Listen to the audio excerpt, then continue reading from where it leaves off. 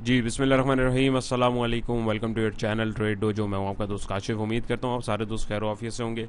अच्छा जी, आज 26 of October है और वेडनेसडे का डे था। तो मार्केट ने आज जो है फुल टाइम यानी ब्लड बाथ जो जिसे कहते हैं जो था वो उसमें हमें देखने को मिला है।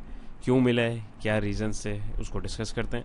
सबसे पहले देखते थे इंडेक्स ने कैसे क्लोजिंग दी है। 41,540 पे इंडेक्स ने क्लोजिंग दी है। ऑल टुगेदर 650 पॉइंट लेस किए। परसेंटेज में 1.54% का जो है इंडेक्स में से लूज़ हुए हैं पॉइंट्स। वॉल्यूम की बात करें तो अराउंड 10.5 करोड़ की जो है हमारे पास वॉल्यूम्स जनरेट हुए हैं। इंडेक्स की प्रीवियस क्लोजिंग 42,190 के ऊपर थी। डे रेंज की बात करें तो इंडेक्स 41,490 से लेके 42,190 तक गए, यानी तकरीबन 600-700 पॉइंट के दरमियान जो है उसके बिटवीन में हमारे पास इंडेक्स ने जो है फ्लक्चुएशन दी है। 52 वीक रेंज की बात करें तो वंस अगेन जो मैंने कल यहाँ पे आप लोगों से बात करी थी, अगर आप देखें तो ये दोबारा से पीछे जाते हुए हमें दिख रहा है। डे रेंज को अगर हम ग्राफिकली देखें तो इंडेक्स खुला, हाई गया ही नहीं, एट दी एंड नीचे हाई आने की कोशिश करी, रिजेक्शन, फिर नीचे, फिर हाई जाने की कोशिश करी, रिजेक्शन, रिजेक्शन करते करते करते इसने जो है नीचे क्लोजिंग दी, जिसके नतीजे में 650 पॉइंट जो इंडेक्स में से लेस हुए। टॉप परफॉर्मर में WTL ने अच्छे वॉल्यूम लगाए, GTEC BAR ने जो क्लास 20 की है उसने जो है तगड़े वॉल्यूम लगाए, के इलेक्ट्रिक ने अच्छे वॉल्यूम लगाए, TRG, हैस्कोल, हम network, unity, synergy, TPLB, PRL वगैरह जो थे वो आज एक्टिव स्टॉक्स रहे। तो 26 ऑफ अक्टूबर का फीपीलीपी भी हमारे पास आ चुका है। आइए इसको ज़रा देखते हैं। फॉरेनर्स ने आज जो है बाइंग करी है, लोकल्स ने आज माल बेचा है। $0.50 मिलियन की सेलिंग और जो ट्रेड्स हुई हैं ओवरऑल दोनों ने ज़ाहिर इधर जो बेचा उधर वो ख़रीदा गया। बैंक्स को देखें तो $1.85 मिलियन की बाइंग के साथ बैंक्स रहे। ब्रोकर्स ने $0.15 मिलियन की सेलिंग करी। कंपनीज ने $0.46 मिलियन की सेलिंग करी। फॉरेन कॉर्पोरेट ने $0.12 मिलियन की सेलिंग करी। फॉरेन इंडिविजुअल ने $0.48 मिलियन की बाइंग करी। हमारे इंडिविजुअल ने $2.17 मिलियन की सेलिंग करी। इंश्योरेंस कंपनीज ने $0.10 मिलियन की एक्यूमुलेशन की। म्यूचुअल फंड ने $0.83 मिलियन की सेलिंग करी। NBFC $0.02 मिलियन की सेलिंग के साथ। अदर ऑर्गेनाइजेशन $1.19 मिलियन की बाइंग के साथ और ओवरसीज पाकिस्तानी $0.14 मिलियन की बाइंग के साथ। ओवरऑल देखें तो 1 2 3 4 5 बंदे जो थे, यानी 5 खिलाड़ी जो थे उन्होंने माल को उठाया है। 1 2 3 4 5 6 खिलाड़ी जो थे वो जो है वो सेलिंग के ऊपर रहे। सबसे बड़ा सेलर कौन है? हमारे इंडिविजुअल हैं $2.17 मिलियन की सेलिंग के साथ। सबसे बड़ा बायर कौन है? हमारे बैंक्स हैं $1.85 मिलियन की बाइंग के साथ। बैंक्स को अगर हम थोड़ा सा एनालाइज करने की कोशिश करें तो देखते हैं। अच्छा जी, बैंक्स की अगर हम बाइंग तगड़ी देखें तो वो हमें यहाँ पे दिख रही है कमर्शियल बैंक्स के ही सेक्टर के अंदर। 1 या 2 दिन पुरानी वीडियोस में अगर हम लोग ने, अगर आप लोग को याद हो तो स्टडी किया था, तो उसमें बैंक्स की सेलिंग ही कमर्शियल बैंक्स के अंदर आ रही थी, राइट। तो यहाँ पे अगर आप देखें तो आज दोबारा से माल बैंकिंग सेक्टर्स के अंदर जो है बैंक्स ने ही उठाया है और सबसे ज़्यादा क्वांटिटी में जो उठाया है 1.28 का जो माल है। ओवरऑल अगर आप देखें कितनी बाइंग है, 1.85 ओवरऑल बाइंग है और 1.25 जो है बैंक्स ने जो है इसके अंदर अपने ही बैंकिंग सेक्टर्स के अंदर जो है इन्वेस्टमेंट करिए, यानी एक्यूमुलेशन करिए। तो इसके जो स्पेसिफिक स्क्रिप्ट्स हैं उनके लेवल्स को आप निकाल के देख सकते हैं और उनके अंदर एक आप लॉन्ग अपॉर्चुनिटी भी तलाश कर सकते हैं। नंबर 1। नंबर 2, ओवरऑल दूसरे सेक्टर्स में भी थोड़ी थोड़ी एक्यूमुलेशन करिए, लेकिन सबसे ज़्यादा किधर करिए? कमर्शियल बैंक्स में करिए। बात करें इंडिविजुअल की, तो इंडिविजुअल की अगर हम सेलिंग देखें तो इंडिविजुअल की सेलिंग जो सबसे ज़्यादा हमें देखने को मिली वो किधर मिल रही है? टेक्नोलॉजी एंड कम्युनिकेशन सेक्टर में $0.80 मिलियन की सेलिंग मिल रही है। उसके बाद हम देखें तो सीमेंट सेक्टर में मिल रही है। फिर हम देखें तो ऑल अदर सेक्टर में, और कमर्शियल बैंक में अगर देखें तो नाम की बाइंग जो इंडिविजुअल ने भी करी है। तो अब यहाँ पे एक सवाल आता है कि टेक्नोलॉजी सेक्टर के अंदर जो माल फेंका गया है इंडिविजुअल्स की जाने से, उठाया किसने? तो इसको हम थोड़ा सा अगर एक्सप्लोर करें तो यहाँ पे हमें दिखेगा इंश्योरेंस कंपनीज ने थोड़ा सा उठाया इसको $0.04 मिलियन की बाइंग के साथ। म्यूचुअल फंड ने उठाया $0.23 मिलियन की बाइंग के साथ। NBFC ने नहीं, इन्होंने तो बेचा है इंडिविजुअल के साथ। अदर ऑर्गेनाइजेशंस को देखें तो बिल्कुल $0.02 मिलियन की बाइंग अदर ऑर्गेनाइजेशन की भी हुई है।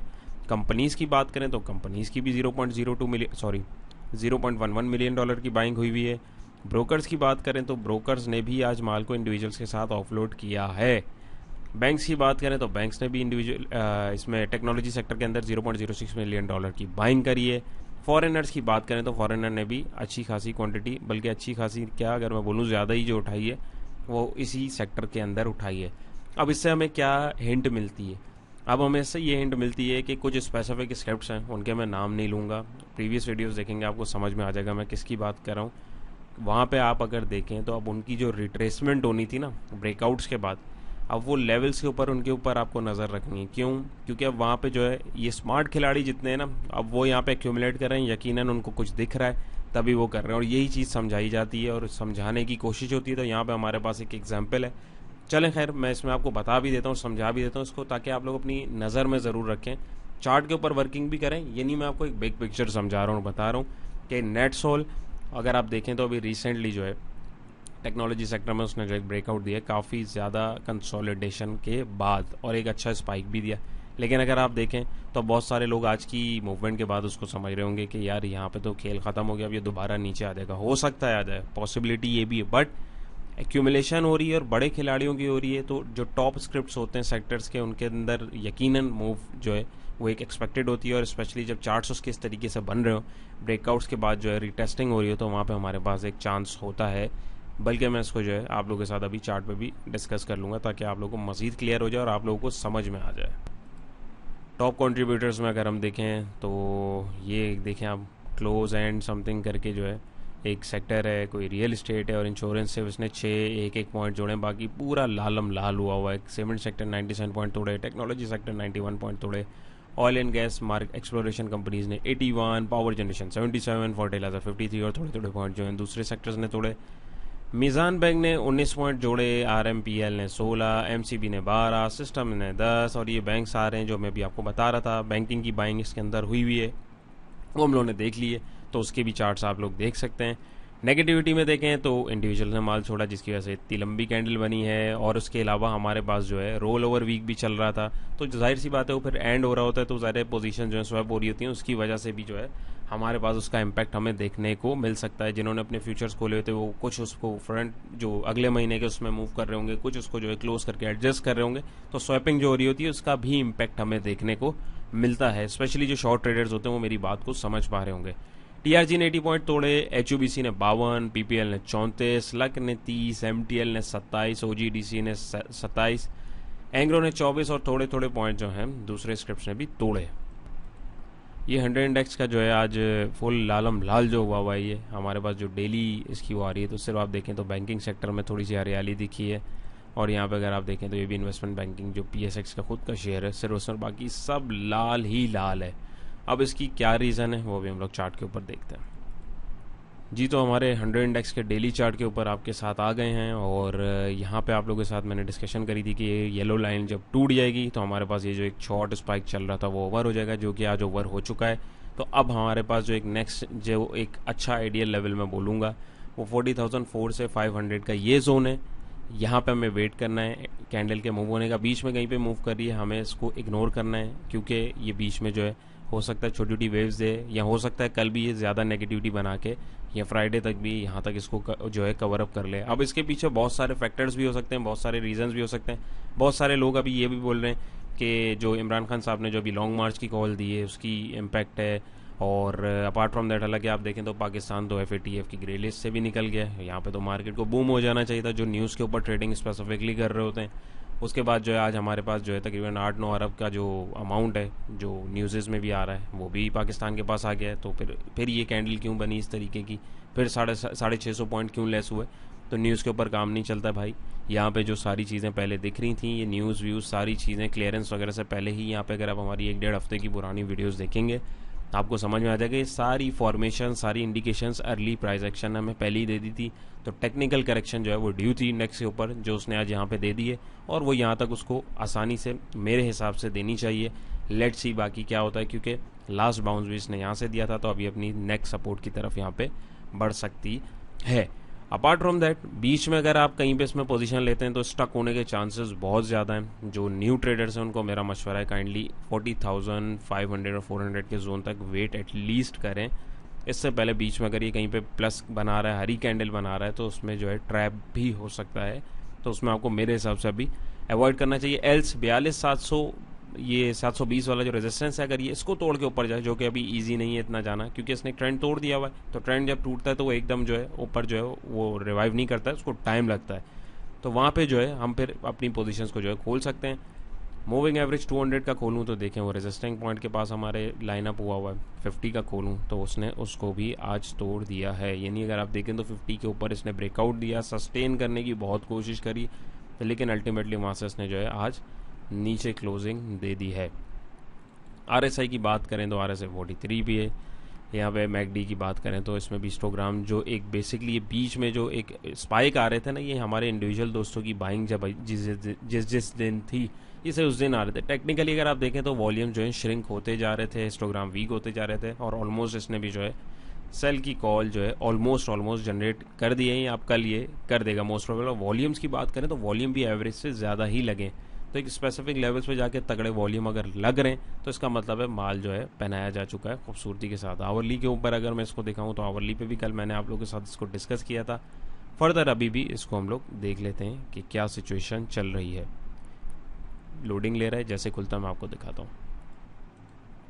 जी तो आवरली चार्ट हमारे पास खुल गया है। वही 100 इंडेक्स की जो वर्किंग है वो हम आवरली के ऊपर भी इसको स्वैप करके देख रहे हैं। तो यहाँ पे भी देखें तो एक ये जो ज़बरदस्त सा ट्रेंड बन रहा था, पैटर्न की फॉर्मेशन जो हो रही थी वो यहाँ पे आके टूट गई है। कल हमें जो है अब इसके अंदर ये चीज़ समझने वाली है, कल हमें हो सकता है अर्ली मार्केट में एक छोटा सा बाउंस या मार्केट के एंड में हो सकता है एक छोटा सा बाउंस देखने को मिल जाए जो 41,800 के लेवल को टेस्ट करने के लिए जा सकता है। क्यों?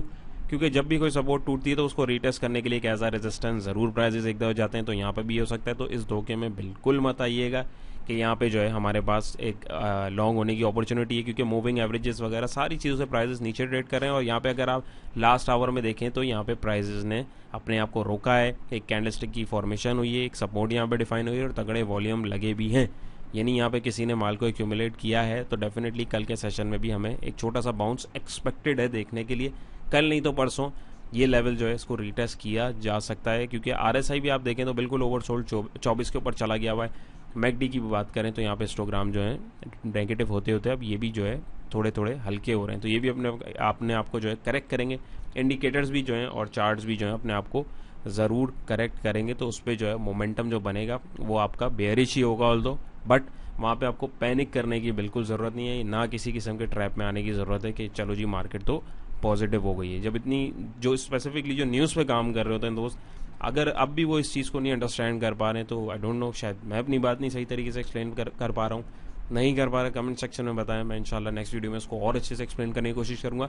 लेकिन मार्केट सिर्फ न्यूज़ के ऊपर जो है ना कभी भी नहीं चलती और ना चलेगी। सिर्फ न्यूज़ के ऊपर मैं बात करूँ, टेक्निकल्स के ऊपर भी सिर्फ नहीं चलती, सिर्फ न्यूज़ पे भी नहीं चलती।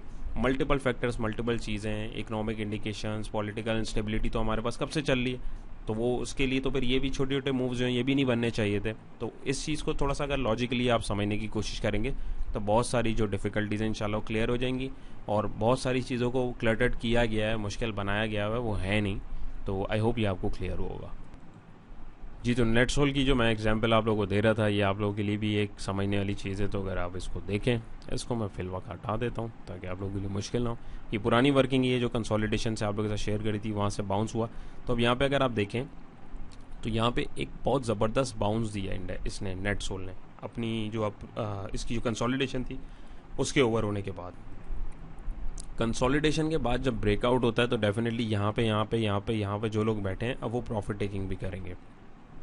यहाँ पे जो है साइडवेज में गया, प्रॉफिट टेकिंग हुई, वहाँ से फिर एक तकरीबन ऑलमोस्ट लॉक यहाँ लगा और यहाँ पे हमें जो है एक और लॉक यहाँ पे देखने को मिला है। हो सकता है कि कल भी इसमें हमें जो है छोटा सा एक लॉक पीरियड जो है देखने को मिल जाए, लेकिन वो इतना लंबा सस्टेन नहीं कर पाएगा। इसके पास जो 96 का एक लेवल है और ये एक बड़ा ज़बरदस्त हमारे पास सपोर्टिंग लेवल है। क्यों? क्योंकि ये जो ट्रेंड लाइन इसने तोड़ी है ये इसको टेस्ट करने एज अ रेजिस्टेंस जो है, सॉरी इसको रेजिस्टेंस को तोड़ा है तो एक एज अ सपोर्ट टेस्ट करने आ सकता है। अपार्ट फ्रॉम दैट यहाँ पर अगर देखें तो हमारे पास ऑलरेडी एक सपोर्ट भी मौजूद है जो हम लोगों ने यहाँ पे मार्क करी हुई थी। तो यहाँ पे ये दोबारा हमें देखने को मिल सकता है मैक्सिमम। नंबर 1।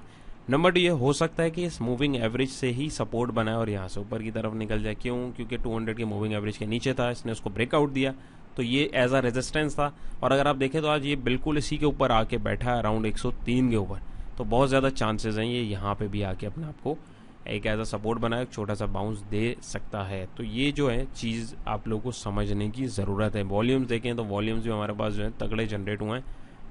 RSI देखें तो RSI का थोड़ा सा रूम अभी भी है नीचे जाने के लिए और हिस्टोग्राम यहाँ पे देखें तो हमारे पास अभी तगड़े जनरेट होना शुरू हुए हैं।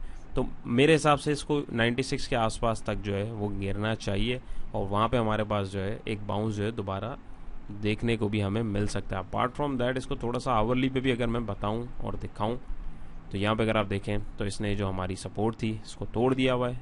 कौन सी वाली सपोर्ट?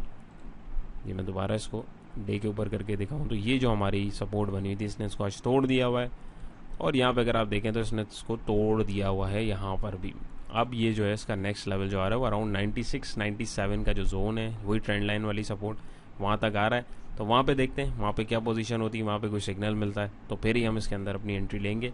और जैसे कि हम लोगों ने वर्किंग अभी करी, हम लोगों ने फीपीलीपी को भी देखा, तो हमें देखने को मिला है कि वहाँ पे भी सिचुएशन एक्यूमुलेशन वाली है। अपार्ट फ्रॉम दैट देखें RSI इसका 13 पे चला गया आवरली पे, यहाँ पे देखें तो यहाँ पे भी ये बिल्कुल ओवरसोल्ड हो गया, तो इसके अंदर भी एक स्पाइक जो है हमें मार्केट की मूव के साथ देखने को मिल सकता है। तो मार्केट कल अगर ऊपर जाती है या अगर पॉजिटिव मोमेंटम शो करेगी तो इसमें भी हमें जो एक पॉजिटिव मोमेंटम देखने को मिल सकता है। तो जिन दोस्तों ने पोजीशन बनाई हुई है शॉर्ट की, तो उनके लिए भी जो लेवल्स हैं नीचे 96 के आसपास है, वहाँ देख सकते हैं। Apart from that fresh buying में अभी इसकी बिल्कुल अवॉइड करें, और अगर बीच में बाउंस आए तो जो शार्प ट्रेडर्स हैं वो इधर कहीं इसकी एंट्री यहाँ पे लेके अपना जो प्रॉफिट टेकिंग एक शॉर्ट स्पैन ऑफ टाइम में वो कर सकते हैं। तो ये एक एग्जांपल थी।